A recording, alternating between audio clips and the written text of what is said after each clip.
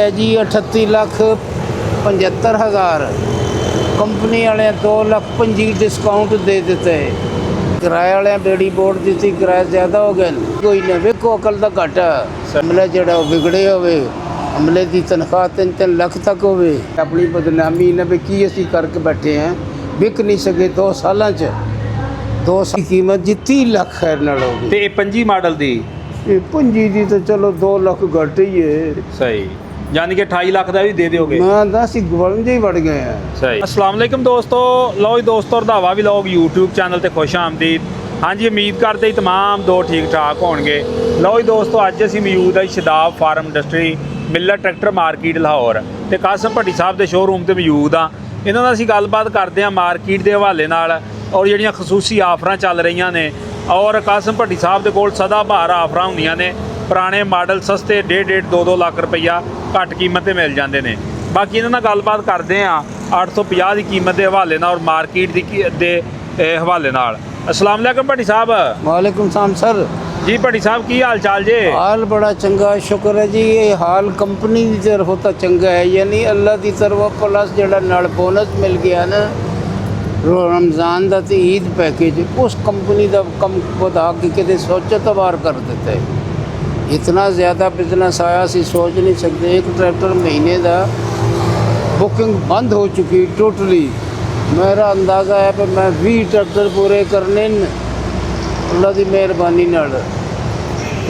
वो डिलीवरी का कोई कम सारा खिंच गया, पर वक्त डिलीवरी नहीं मिल रही। ये बहुत बड़ी खराबी है।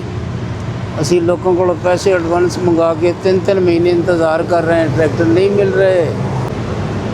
अच्छा भट्टी साहब, ये ट्रैक्टर के हवाले ना थोड़ी जी मालूमात दो, किहड़ा मॉडल ये जी मॉडल है जी 26।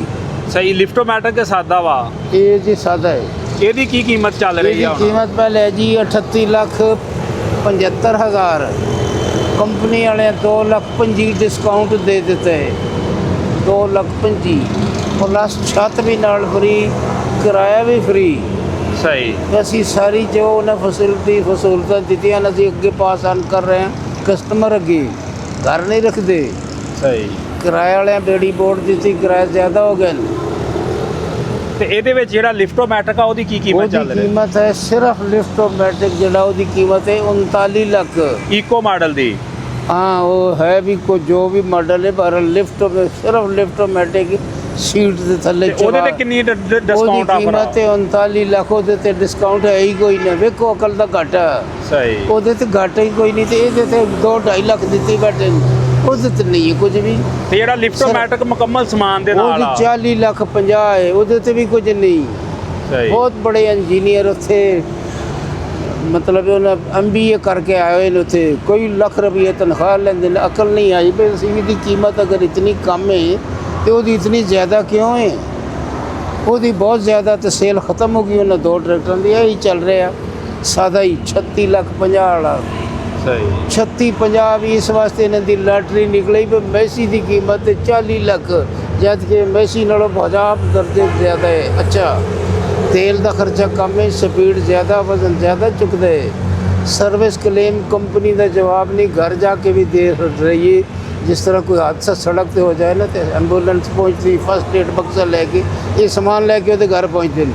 वो आदन मास्टर, ये आदन मास्टर जोड़ा जिम्मेदार है ना यूज़र, ਉਹਦੇ ਨਾਲ ਤਾਮਨ ਅਸੀਂ ਕਰੀਏ। ਡੀਲਰਾਂ ਸ਼ੀਲਰਾਂ ਦਾ ਕੋਈ ਤਲਕ ਨਹੀਂ। ਗੱਲ ਵੀ ਸਹੀ ਹੈ।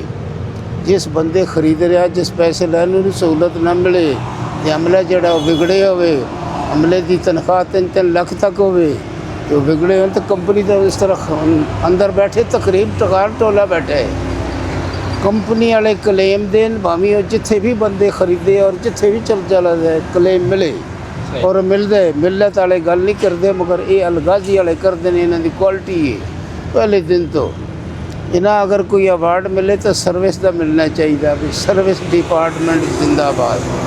सर्विस वाले घर जाके सर्विस भी करते हैं और क्लेम की भी फरावानी बड़ी आसानी नाल। ਭੱਟੀ ਸਾਹਿਬ, ਜਿਹੜੇ ਕੋ ਪੁਰਾਣੇ ਮਾਡਲ ਆ, ਕੋ ਘੱਟ ਕੀਮਤ ਵਾਲੇ ਆ, ਉਹ ਵੀ ਅੱਜ ਕੋ ਆਫਰ ਲਾ ਕੇ ਦਿਖਾ ਦਿਓ ਸਾਰੇ। 2-2 ਲੱਖ ਵੀ ਪੱਲੇ ਪਾ ਰਹੇ हैं। ਦਿਖਾਈਏ ਕਿਹੜੇ ਕਿਹੜੇ ਮਾਡਲ ਅੰਦਰ ਚੱਲੇ। ਗਾਜ਼ੀ ਕਿਹੜੇ ਮਾਡਲ ਜੇ? ਖੜੇ ਨੇ ਜੀ 10 ਦੇ 24 ਮਾਡਲ 2 ਸਾਲ ਉੱਪਰ ਚਲੇ ਗਏ ਤੇ ਆਪਣੀ ਬਦਨਾਮੀ ਨੇ ਵੀ ਕੀ ਅਸੀਂ ਕਰਕੇ ਬੈਠੇ हैं, ਵਿਕ नहीं सके 2 सालों च। 2 ਸਾਲ ਦੀ ਇਨਵੈਸਟਮੈਂਟ ਵੀ ਗਈ, ਮੁਨਾਫੇ ਤਾਂ ਵੜ ਗਏ, ਖਤਮ ਹੋ ਗਏ। ਅਸੀਂ 24 ਲੱਖ ਦਾ ਸੇਲ ਕਰ ਰਹੇ, ਨਹੀਂ ਵਿਕਦਾ। ਇਹਦੀ ਵੈਸੇ ਸਹੀ ਕਿੰਨੀ ਕੀਮਤ ਹੈ? 50 ਦਾ ਮੈਂ ਖੁਦ ਖਰੀਦਿਆ 2 ਸਾਲ ਪਹਿਲੇ ਤੇ 1.5 ਲੱਖ ਨੁਕਸਾਨ ਤੇ ਵੇਚ ਰਿਹਾ, ਨਹੀਂ ਵਿਕਦਾ।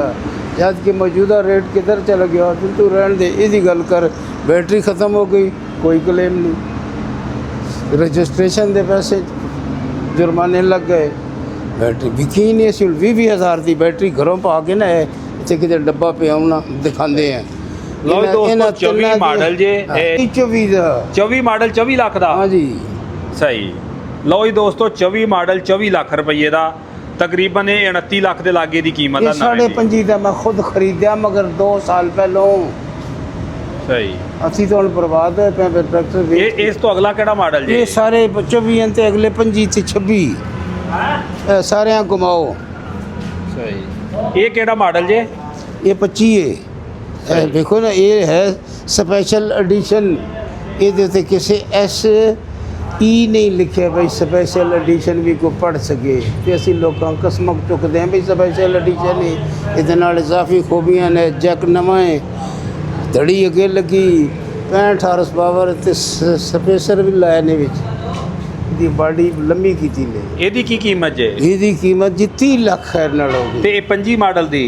ਇਹ 25 ਦੀ ਤਾਂ ਚਲੋ 2 ਲੱਖ ਘੱਟ ਹੀ ਹੈ। ਸਹੀ।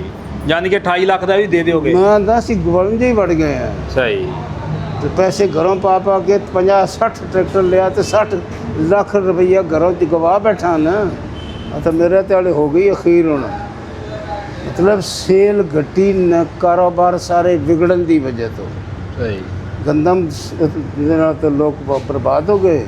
ਉਹਨਾਂ ਟਰੈਕਟਰ ਲੈ ਹੀ ਕੋਈ ਨਹੀਂ। ਦੇਖ ਲਓ ਇਹ 35-50 ਦਾ ਟਰੈਕਟਰ ਹੈ ਖੈਰ ਨਾਲ, ਤੇ ਇਹ 36-50 ਦਾ। ਤੇ ਇਸ ਟਰੈਕਟਰ 2 ਲੱਖ ਵੀ ਹੋਰ ਜ਼ਿਆਦਾ ਲੱਖ ਹੁੰਦਾ ਤੇ ਕੋਈ ਗੱਲ ਨਹੀਂ। ਉਹਨੂੰ 36-50 35-50 ਦਾ ਨਹੀਂ ਰੱਖਣਾ ਹੈ।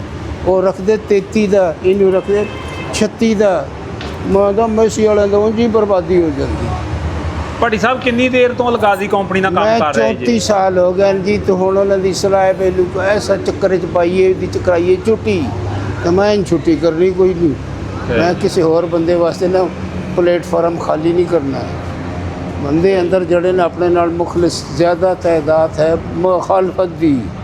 ਅਸੀਂ ਮਾਰਕੀਟ 'ਚ 100 ਬੰਦੇ ਦਾ ਕਰ ਰਹੇ ਤੇ ਉੱਥੇ ਲਗਾਜ਼ੀ ਦੇ ਵਿੱਚ ਜਿਹੜੇ ਬੈਠੇ ਨੇ ਉਹਨਾਂ ਦੀ ਨਿਸ਼ਾਨਦੇਹੀ ਕਰਦੇ ਰਹਿੰਦੇ ਆ।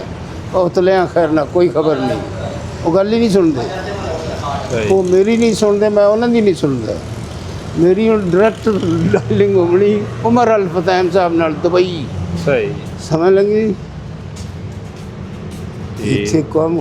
ਇਹ ਜਿਹੜਾ ਹੁਣ ਨਵੇਂ ਯਾਸੀਨ ਸਾਹਿਬ ਆਏ ਨਾ CEO ਸਾਹਿਬ, ਉਹਨਾਂ ਦਾ ਜਵਾਬ ਨਹੀਂ। ਇੰਤਹਾਈ ਸ਼ਰੀਫ ਉਹ ਬੰਦੇ ਦਾ ਜਵਾਬ ਨਹੀਂ। ਮਤਲਬ ਕਿ ਉਹ ਮਿਹਨਤ ਕਰ ਰਹੇ ਨੇ ਕੰਪਨੀ ਦੇ ਮਫਾਦ ਵਾਸਤੇ।